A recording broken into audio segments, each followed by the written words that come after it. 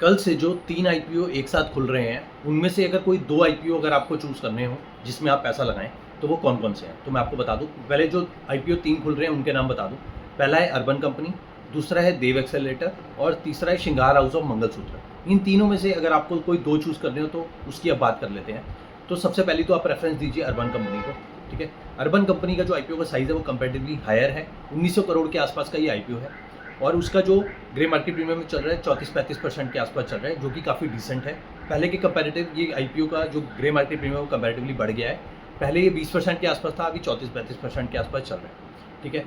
दूसरी जो आप प्रेफ़रेंस दें अर्बन कंपनी के बाद, वो दें आप श्रृंगार हाउस ऑफ मंगलसूत्र। श्रृंगार हाउस ऑफ मंगलसूत्र का जो आईपीओ है, वो 400 करोड़ के आसपास का है, ठीक है? उसमें जो अलॉटमेंट के चांसेस है, वो कंपैरेटिवली बेटर हैं as compare to Dev accelerator. Dev accelerator का आईपीओ जो 160-170 करोड़ के आसपास का है, उसके अंदर जो अलॉटमेंट के चांसेस है, वो काफ़ी कम होने वाले हैं, क्योंकि आईपीओ का साइज़ बहुत छोटा है। ऑल्दो श्रृंगार हाउस ऑफ मंगलसूत्र में भी आईपीओ का जो साइज़ है, वो इतना बड़ा नहीं है, उसमें भी अलॉटमेंट के चांसेस कंपैरेटिवली कम ही होंगे।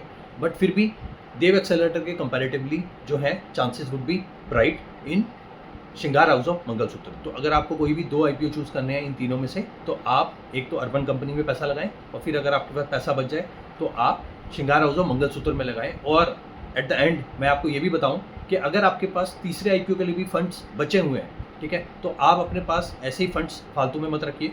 उसमें देव एक्सेलरेटर में भी आप अपनी आईपीओ की एप्लीकेशन लगा दीजिए। भले ही उसमें अलॉटमेंट के चांसेस कम है, बट अगर आपके पास फंड्स की अवेलेबिलिटी है, तो आप उसको भी कंसिडर कर सकते हैं। 15% के आसपास उसका भी ग्रे मार्केट प्रीमियम चल रहा है। Thank you.